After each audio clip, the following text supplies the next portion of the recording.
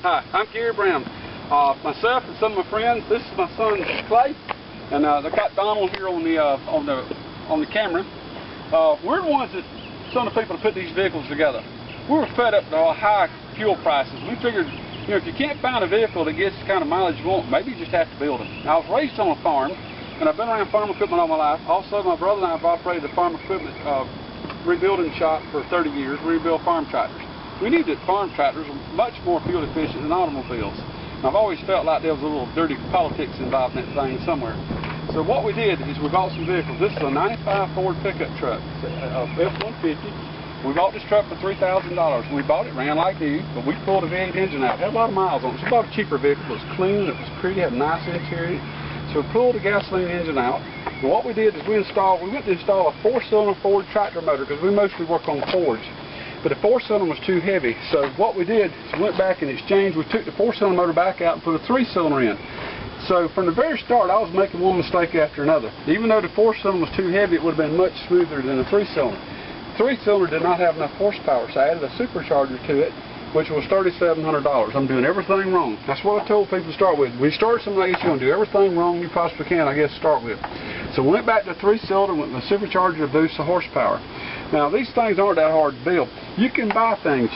This came out of a wood chipper machine. It had a 4-cylinder Ford motor in it. It had the bell housing, clutch, pressure plate assembly with a disconnect lever.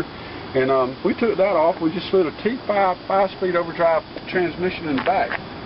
So bolting the transmission in the back, we had to make our own motor mounts. We had to make those fit. We had to change the front slip yoke on the transmission and shorten the drive shaft a little bit.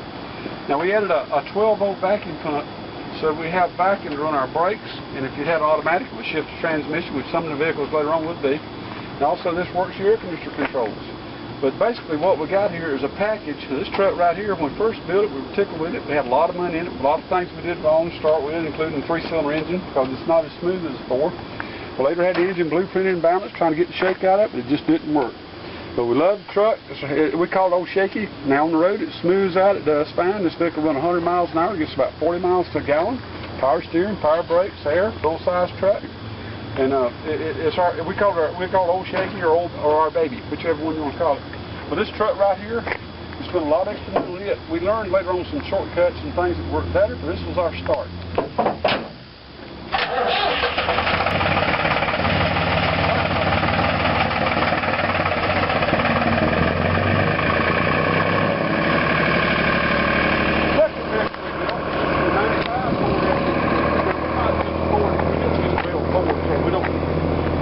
People just to buy Fords. This just happened to be the ones we found for sale that were high miles, low price, clean, pretty bodies and interiors. If we'd found Chevrolets first, we'd have bought Chevrolets or Dodges, would have made any different stuff. Toyota or whatever. Now in our second, and this vehicle was one of the last pickups we built, we got an engine out of a Jacobsen J10 reel cutter. Now Toro had the same thing. It's got a 4-236 4-cylinder Perkins engine, and it had a bell housing on the back, and it had a heavy-duty Chevy truck transmission. When we didn't want a heavy transmission, we wanted overdrive. So we took the heavy-duty transmission out, went to a salvage yard, and we got them to exchange it for an overdrive transmission. So what we got here now is basically we got a Ford truck, we got a Perkins engine like they put in the Massey Ferguson farm tractor, and these things in a lot of other applications: skid steers, mud pumps, generators, irrigation pump, all sorts of things. But this particular engine was put in here for this pickup. Now this engine was about 75 horsepower. We later added a turbo to boost it just a little bit. Now after we mounted this one in this truck, this taught us some things that you really need to have a 4-cylinder. It's much smoother, operates much better. Now again, we used a 12-volt vacuum pump to run the brakes and the air conditioning, and we did things under the hood to try to save belts and pulleys. Like for instance, we got a 12-volt thermostat operated fan to cool the radiator. You don't have to go to large radiators on these trucks. Standard radiators in the vehicles work fine. We got a lot of sophisticated stuff here, like this is an exhaust pipe that connects the hoses from the tractor engine to the truck. These pipes right here are just water pipes, connect the water, the heater system off this engine. I think that came from Lowe's or Home Depot or somewhere. But it's just it's not that complicated. You know, if you wanted a house built and you had this set of plans, you said, you know, this is my dream home. This is what I want. If you can't build a house yourself, you don't say, well, I can't build a house, I'll never have this house. What you can do is you can get a mechanic, and believe me, there's plenty of them out of work right now in this financial meltdown we're in. You can get a mechanic to take our book, which, by the way, we sell on the internet, and go out and hunt down the material you need, the top right running gear that you want for whatever application you have, and have them put it together. Now, if you go to one of these fancy college-educated mechanics and like at the new dealerships, they'll be completely lost. You got to go out there and you got to go to one of these old-time auto parts places and ask them who's the mechanics around town that's done dirt track, off-road, drag strip, maybe a little bootlegging. That's the people to talk to. These mechanics can put these things going. And it's not really that hard. You just have to have the determination to get in there and actually do it. Now these vehicles run clean, they run safe, they're comfortable to ride in on the highway, they run good in traffic. You can drive these things, every one we've built so far run over 100 miles an hour, every last one of them. Yet everybody calls me and says, I bet they won't run 40 miles an hour. Wrong. I don't know where to get the idea they won't run faster than that. These things have all run 100 miles an hour or better. And I don't know where people get the misconception because the diesel it just won't run. There's a drag strip vehicle out there on the market today. It's running about like 160 miles an hour and a quarter mile. You know, that's with a diesel, and that proves that diesel is not slow. But when you put this package together, you just have to put together what you want and something to do your job. Now, if you want to go to a 1-ton or a larger vehicle, you go to a larger engine. Just like you go to an S10 or a Ranger for a smaller pickup or something like a Isuzu or a Toyota, you go down to a smaller engine. I suggest on an engine like that, you go to like a Kubota 4-cylinder, 60-65 horse turbo diesel engine. That'll be fine. That'll do what you want to do. Man called me last week, and he just put a 4-cylinder, 65 horse Kubota 4-cylinder turbo diesel engine in a 99 Isuzu truck. He was very pleased with it. I've talked to people across this country. People have bought this book, and for some reason this inspired them. One guy put a 40-20 John Deere engine and a Class A 48-foot motorhome. We got people that's put these small Kubota engines and Jeeps, and I'm not talking about just like the Cherokee, I'm talking about the CJ7s and 5s. And anytime you change out a gasoline engine and go to a diesel engine, you're going to get 2 to 3 times the gas mileage simply because the diesel burns the fuel more efficiently. 2/3 of the gasoline you pour in that tank, whether it's $2 a gallon or $10 a gallon, blows out the exhaust. A diesel burns about 98% of the fuel that goes through the engine. It's more thorough, it burns the engine, it burns more thoroughly in the engine, you don't have as much waste, and it's much more economical. Now, another thing about diesels last 2 to 3 times as long. It's not uncommon to have diesel power like Mercedes-Benz automobiles that'll run 500,000 miles without overhaul. And these large trucks, some of them run 500,000 to more miles without overhaul. Diesels generally last longer to get better mileage. They're less finicky, they're easier to service. You don't have to have all the technical upkeep and computers keep them going. Now, some of the newer diesels have computers. I tell people to avoid these engines. Just like in newer pickups from 99s up, that they were getting a lot of these diesel 3/4 tons and 1 tons were getting like 20 miles a gallon. Well, I think the oil companies got mad about it, put pressure on Congress, and Congress put pressure on EPA, and they worked this thing out with the car manufacturers, killed it, the mileage. Now they're getting 10. I'm convinced that's what's going on. I just believe that we got a conspiracy to rob us blind. That's the meltdown in this country we've seen in the last few months. I hate to be one that says I told you so, but I told you so. These oil companies will rob us blind. They're giving tight money to the senators and congressmen. They buy them off. They're buying off the networks with a giant millions and millions of dollars in advertising money, and we're left just to be victims. They're cleaning us out. If anybody believes that the housing industry brought our economy down, I've got some nice beachfront property in Tennessee. I'll make you an outstanding deal on, and I'll throw in a bushel basket of porcupine eggs to go with it. It's the oil companies that robbed us, that's brought our economy to its knees. Now, what we got to do, we got to stop our senators and congressmen from getting that PAC money. If every dollar they take cost us millions, we got to stop it. It's got to be done. I want to show you one more vehicle.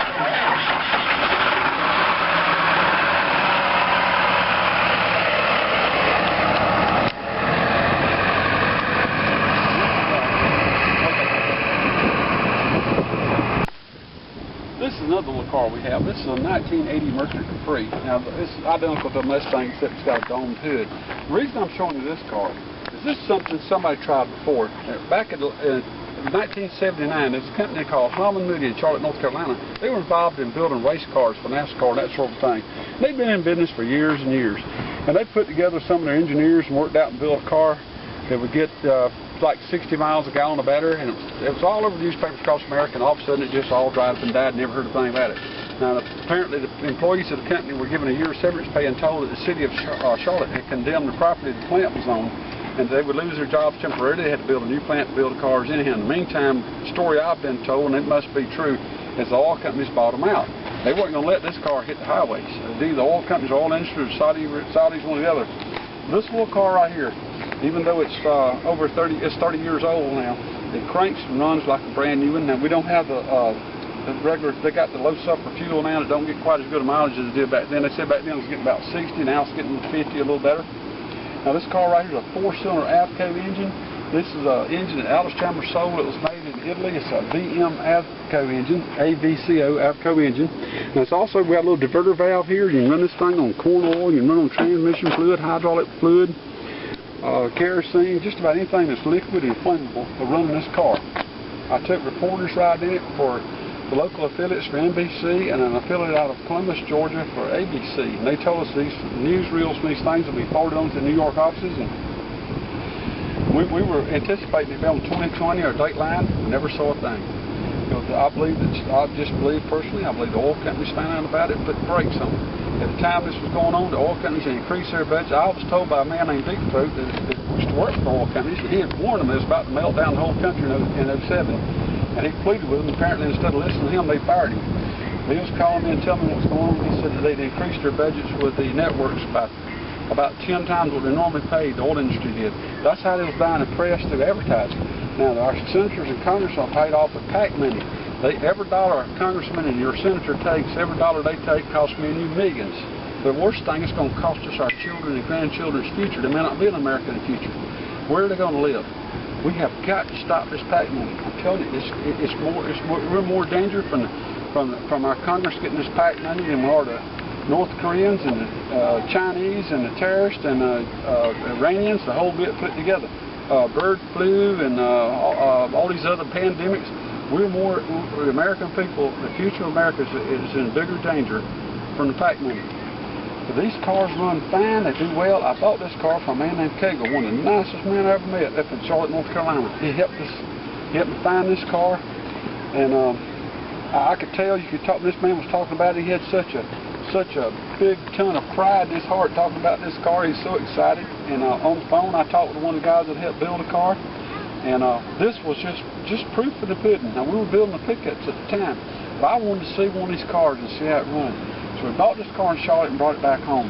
And this car right here, it just absolutely proves to me that this can be done. So they built this car very similar. It's a very similar way they built this car to the way we built our pickups.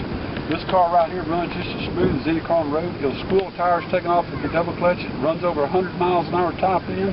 In traffic, this is a 95 horse 4-cylinder turbo diesel. It's got the passing speed of most mid-sized cars with a small V8 and a 4-barrel carburetor. This thing here will get 50 miles a gallon all day long. Now, before we had to use this low sulfur diesel, I believe it would get 60 miles a gallon. I don't think it'd be any problem. But imagine if the automobile manufacturers in America or Palm Moody stayed in business, hadn't been bought out, whether it was the Saudis or oil industry or people that bought them out.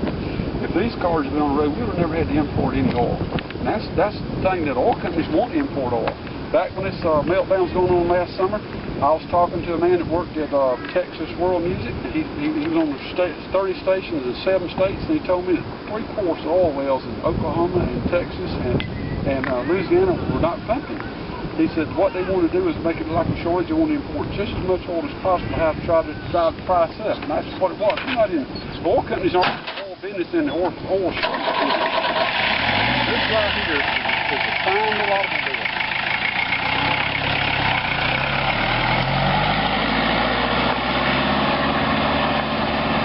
If the American people had been given an opportunity to drive vehicles like this, we wouldn't need to buy any, we wouldn't need to import any foreign oil. That endangers our military, endangers our future, endangers our safety. And yet, these vehicles right here, you couldn't ask for better running vehicles than these right here. Our pickup trucks would work for the farmers and working people. These automobiles right here, when you build them, these same engines would work in intermediate-sized cars. You go back, we have to go back now that Chevrolet and Chrysler's going bankrupt. We may have to go back and take older vehicles, like from the 70s in particular, and 80s, and take these real drive vehicles. And we can put industrial diesel motors in them. Now you can buy them new. You can buy new Kubota engines, for instance, and you can get clutch and bell housing kits in one place, and another place has got the adapters to fit them to automatic transmissions. You can put them in there, and you can have air, you can have power steering, you can have power brakes. If mounted Fiat's got control of Chrysler, I can only imagine what they'll do. You'll be riding around something about the size of a 55-gallon trash can with wheels on it. These cars are bigger and safer, and you can go to the intermediate-sized cars too. But if you have to, we may have to in the future just actually build our cars. But if the alternative is that we just have to put something together for ourselves, maybe that's what we have to do. It's the American spirit, the American people, pioneer spirit of the people. Anytime something goes through, most people nowadays turn to the politicians for answers. But the politicians aren't the answer, they're the cause. It's the politicians taking the payoff money from the oil companies and the other big giant corporations. Think about NAFTA. Do you know anybody that was on NAFTA? Giant corporations on NAFTA. NAFTA was used to wipe out thousands of small businesses across America, and many, many small towns across America have lost what little employment they had to turn into tumbleweed towns. All this was because of greed of a few corporations, and I'm not down on all corporations. Most corporations are good. They provide goods and services, they provide employment for our people and job opportunities, and they pay taxes, and they're good neighbors. There's just a handful of them that's got too big, and oil companies are typical of this sort of thing. We have got to stop the PAC money going to senators and congressmen. Every dollar they take costs us $1 million. It may cost us more than that. It may cost us our nation. And as long as they get this big fat money, they couldn't care less. The American people's got to rise up, and we've got to say no. We've got to cut out the PAC money. Every dollar they get cuts our throat. We got to stand up and tell these politicians we want to do what we want to do. One thing I'd suggest, we cut these salaries down for these senators and congressmen and governors and all these people across America to $100,000. If you don't pay them $100,000, you're going to get farmers, you're going to get school teachers, you get librarians, you get mechanics, you get welders, you get salesmen, you get people all a better, I believe, a more idealistic breed of people that's everyday working folks. That's what we need to have in Congress representatives. We're sending a bunch of gold digger billionaires up there, or multi-millionaires, they get to be billionaires later, I guess, and to represent us. These people can't live on $100,000 a year, they can't live on $200,000 a year, they got to have $1 million a year or more, and they take it in PAC money. And if we had just everyday people running our government, we'd be a lot better off. We'd have much, these people have much, they got more consideration for everyday people. But until this is done, I don't know what we're going to do.